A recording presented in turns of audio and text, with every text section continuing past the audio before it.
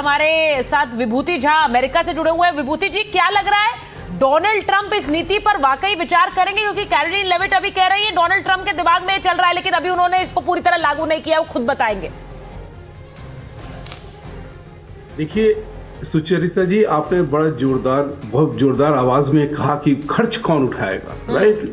लड़ाई उनकी, भाड़ा कोई और दे रहा है। तो अगर आप इस ईरान इराक वॉर को छोड़ करके वर्ल्ड वॉर 1 और 2 की तरफ जाएं, तो वो भी यूरोपियन इंपीरियलिज्म और कॉलोनिज्म की टेरिटोरियल वॉर थी। वहां भी भरपाई की कॉलोनियल आर्मी ने अपनी जान दे करके। उनको क्या मिला? कुछ भी नहीं। ये जो युद्ध का जो मामला है, ये बड़ा अच्छा सा एक सेंटेंस है, और अंग्रेजी का सेंटेंस, इसलिए मैं उसको अभी हिंदी में ट्रांसलेशन नहीं करूंगा। I think everybody will understand it. Human mind is wired for conflicts in such a way that all it matters is whether you are supplying bullets or bandages or both. तो लड़ाई जो है Iran और Iraq की जो है, ये आज की लड़ाई नहीं है। Trump has not discovered war as an instrument of peace. लड़ाई तो, युद्ध जो है, ये तो कब से चला आ रहा है, किसी जमाने से चला आ रहा है। आज की तारीख में फर्क ये पड़ गया है कि बिकॉज ऑफ टेक्नोलॉजी के टेक्टोनिक शिफ्ट होने की वजह से जो रेवोल्यूशन आया है, आज हम और आप दुनिया के कितने कोने में बैठे हुए एकदम मुआयना कर रहे हैं, एकदम इकट्ठे इसी समय में। किसी जमाने में वो प्रेस की रिपोर्ट से आती थी, खबरें पढ़ते थे, आज हम मुआयना कर पा रहे हैं। इसलिए हमारा नजरिया अलग हो गया है। लड़ाई का मामला तो हमेशा वही रहा है। एक बात और सोचने की है यहाँ पे, and this is very important for all of us to bear. Jihad and crusades have been going on forever. It has been going on forever. Please consider this debate also as in many manifestations. विभूति जी, क्या ये जिहाद और crusade है? क्या आप ये मान रहे हैं कि ये सीधे क्रूसेड और वर्सेस जिहाद है? हम क्योंकि इसे यूरेनियम, हम इसे न्यूक्लियर बम खत्म करने के लिए एक लड़ाई, या फिर ईरान की शक्तियां सीमित करने के लिए एक लड़ाई, या तेल की एक लड़ाई ना देखें, इसे सीधे सीधे धर्म के युद्ध के रूप में देखा जाए क्या? इसको भी विचार करना पड़ेगा। आप इस बात को बिल्कुल सही कह रही हैं। ये धर्म की लड़ाई नहीं है, शायद ये तेल की लड़ाई है, ये टेरिटोरियल एम्बिशंस की लड़ाई है। नहीं सर, क्योंकि अगर ये धर्म की लड़ाई होती तो खाड़ी देश अमेरिका के साथ नहीं खड़े होते। धर्म की लड़ाई होती तो पाकिस्तान के लिए ये असमंजस की स्थिति नहीं होती कि हम यहाँ जाएं या वहां जाएं। मुझे नहीं पता है, क्योंकि इस वक्त जी देखिए, ऐसा है Sucharita ji, war and politics makes strange bedfellows. Think about it like that, and don't ever leave anything to chance. Sir, मैं तो आपकी बात मान रही हूँ Vibhuti ji. I am absolutely in sync with you. मैं आपके साथ बुरी तरह सहमत हूं, क्योंकि अगर जो तस्वीर इस वक्त सामने आ रही है उसमें आप ये देखिए कि किस तरह से चालें चली जा रही है, मोहरे कैसे चले जा रहे हैं। पहले युद्ध में इस तरह आ जाओ, सारे हमले मेजर जनरल सिन्हा हो रहे हैं खाड़ी देशों पर। अब अमेरिका के बेसिस खाड़ी देशों में क्यों है? इसीलिए है कि अमेरिका वहां पर एक तरह से अपना होल्ड भी चाहता है और उस एवज में वो एक सिक्योरिटी भी दे रहा है उन खाड़ी देशों को। तो अब तो सीधे बात यह है कि तुम्हें सिक्योरिटी चाहिए, जैसे होता है ना बॉडीगार्ड्स, पैसे दीजिए, बॉडीगार्ड्स खड़े कर दीजिए। तो अब तो डोनाल्ड ट्रंप सीधे कह रहे हैं हम आपको सिक्योरिटी देंगे, पहले वसूली तो कराइए, पैसे तो दीजिए। देखिए सुचात्रा, जय हिंद आपको। जय हिंद सर। और पूरा गेम यही है, कोई गेम दूसरा नहीं है। ये पूरा पेट्रोल डॉलर का है और तेल का है, क्योंकि पेट्रोल डॉलर से ही, तेल से ही पेट्रोल डॉलर की जन्म हुई है। पूरा अमेरिका का जो ऊपर आना, देखिए 1939 में अमेरिका नहीं था, सुपर पावर नहीं था उस समय, यूके था। सेकंड वर्ल्ड वॉर हुआ और यूके खत्म हो गया 6 सालों में, और अमेरिका उभर के आ गया। पूरा गेम वहीं से चला है। और किस तरह से उन्होंने हिरोशिमा नागासाकी में डाला, और आपको हैरानी होगी 39 में अमेरिका ज्वाइन नहीं किया था सेकंड वर्ल्ड वॉर, वो तो 43 में आकर के उसके बाद ज्वाइन करके पूरा का पूरा वो चौधरी बन गया पूरे, और इतने समय तक चला। आज लड़ाई केवल है तो वो है आपके तेल से और उससे पेट्रोल डॉलर को कमाना। वेनेजुला में यही हुआ, उन्होंने सोचा वेनेजुला में हो गया तो हम ईरान में भी कर जाएंगे।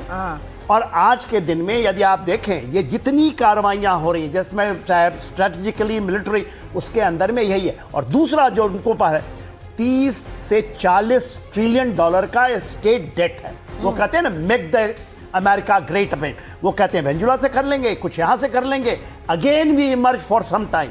बट 21वीं सदी के जो पहले हाफ 2025 के बाद 2026 में हम आए, सेकंड जो हमारा जो क्वार्टर चल रहा है, इसमें आप परिस्थितियों को टोटल बदला, क्योंकि जो चीज़ें हुई हैं अभी, खास करके ईरान जो एसिमेट्रिक वॉरफेयर से टोटल चैन, और आप देखिए कौन से खाड़ी देश हैं जो आप जीसीसी से जो 6 कंट्रियां हैं, चाहे कुवैत हो, सऊदी अरेबिया हो, बहरीन हो, कतार हो, यूएई हो और या ओमान हो, यही की प्रॉब्लम है ना, इसी की प्रॉब्लम हो रही है। और ये जो हो रही है ये पूरी परिस्थितियों को बदल देगा, मेरा ऐसा मानना है।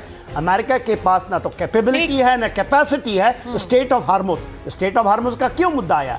क्योंकि वहाँ पूरी आर्थिक है। और आज आपने कहा बहुत अच्छा बयान आया, यूनाइटेड स्टेट व्हाइट हाउस की जो प्रवक्ता हैं वो कहती हैं उनके दिमाग में चल रहा है, उनके दिमाग में चल रहा है। वो एक तरह से ये बताना चाह रही है भाई, क्योंकि खर्चा बहुत है। अब अगर अमेरिका चाह रहा है इस युद्ध के लिए और खर्चा पैसा चाहिए, तो अगर वो अपनी संसद में पैसे के लिए सीधे सीधे बिल रख रहा है, इसका मतलब ये खर्चा बहुत ज्यादा है, पैसा और चाहिए। इस पैसे की भरपाई कहां से होगी? अमेरिका का भी नुकसान हो रहा है, उधर ईरान कह रहा है हमें भी पैसा चाहिए, हमारी अगर डील चाहिए तो भरपाई कीजिए पहले।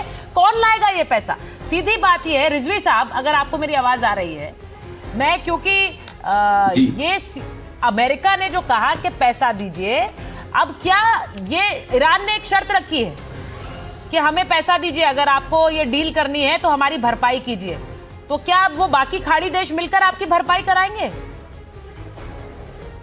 जी बिस्मिल्लाहिर्रहमानिर्रहीम। मुझे ये समझ में नहीं आ रहा है कि यहाँ पे पॉइंट ऑफ डिस्कशन क्या है। अमेरिका ने अगर कहा है पैसा दीजिए तो इसमें नई बात क्या है? अच्छा। अमेरिका ने 2-3 साल पहले कहा था कि सऊदी हमारी गाय, दूध देने वाली गाय है, बिल्कुल वाज़ेह बात तौर पे है। अमेरिका ने, ट्रम्प ने 3 दिन पहले कहा किस माई डैश डैश डैश। अमेरिका इस तरह से सऊदियों को और वहाँ के जो हुक्मरानों को बेइज्जत करता रहता है। इसमें इतनी बहस क्यों हो रही है? मैं समझ नहीं पा रहा हूँ कि what is the point of discussion here. America का पूरा बिजनेस मॉडल यही है कि वो किसी मुल्क में आता है, वहाँ पे अशांति फैलाता है, फिर वहाँ अपने अड्डे बनाता है, फिर कहता है कि भाई अड्डे चलाने के पैसे भी हम तुमसे लेंगे।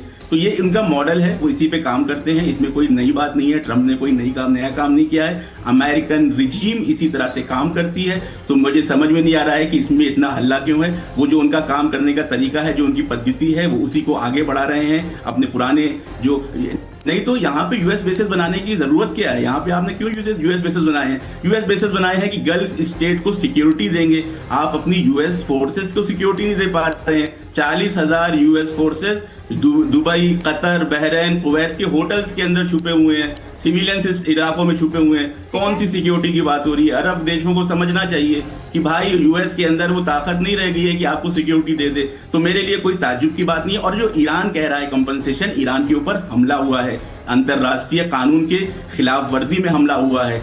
और जो ट्रम्प ऐसा मांग रहे हैं, बड़ी बात कही है, आपने कहा अमेरिका में अब वो कुव्वत नहीं रही है कि वो आपको सुरक्षा दे सके, ये आप कह रहे हैं। मुझे ये पूछना है, क्या सऊदी अरब में बैठे हमारे जो मित्र हैं हमारे, वो भी क्या यही मानते हैं? जरा मैं ये पूछना चाहती हूँ उनसे। नहीं, मैं इस पे ये कह रहा हूँ, रमीज साहब मैं उस पे ये कहना चाहूंगा कि देखें, अगर ये कह रहे हैं कि अंतर्राष्ट्रीय लॉस का उल्लंघन हुआ है, हाँ। ठीक है, वो एक जगह पे, तो क्या इनको ये राइट्स मिल जाती है कि आप यहाँ पे सिविलियंस को, आप यहाँ पे एयरपोर्ट्स को, यहाँ पे तमाम चीजों को, आप एक अमेरिकन बेस की बात करते हैं, आपने पहले ये कहा। दूसरी बात, सऊदी अरब में जो इनके खुद सफीर और एम्बेसडर थे, वो उनका भी आप स्टेटमेंट देखिए, उसमें ये कहा गया था कि सऊदी ने शुरू में ही कह दिया कि हम अपने एयर बेसेस का इस्तेमाल ईरान के खिलाफ होने नहीं देंगे। उनको यकीन नहीं करके वेस्टर्न मीडिया के फैलाए गए आपका इस्तेमाल कर रहा है अमेरिका, और उसके बाद अमेरिका आपका इस्तेमाल कर रहा है, उगाही कर रहा है, आप लोग होने दे रहे हैं। नहीं, मैं आपको एक बात बताऊं, मैं पहली बात ये बताऊं कि मैं भारतीय हूं, मैं सऊदी नहीं हूं। हाँ। मैं भारतीय एनालिस्ट के होने नाते यहाँ जो रहता हूं और गर्व से यहाँ रहता हूं, खुशी से रहता हूं। 25-2.5 मिलियन लोग यहाँ रहते हैं हिंदुस्तान के, तो हम जो देखते हैं हम वो कहेंगे। मैं उसमें आपसे इतनी बात कहना चाह रहा हूँ कि जिस तरीके से यहाँ पे भी जो रिटेलिएशन के नाम पे इधर जो अटैक्स हुए और यहाँ जो मासूमों की भी जाने गई, वो किस हद तक मुनासिब है? उसके बावजूद भी सऊदी अरब या यहाँ की जो जितनी भी हुक्मरान है, वो एक विजन के साथ चल रही है और वो चाह रही है कि रीजनल एस्केलेशन नहीं हो।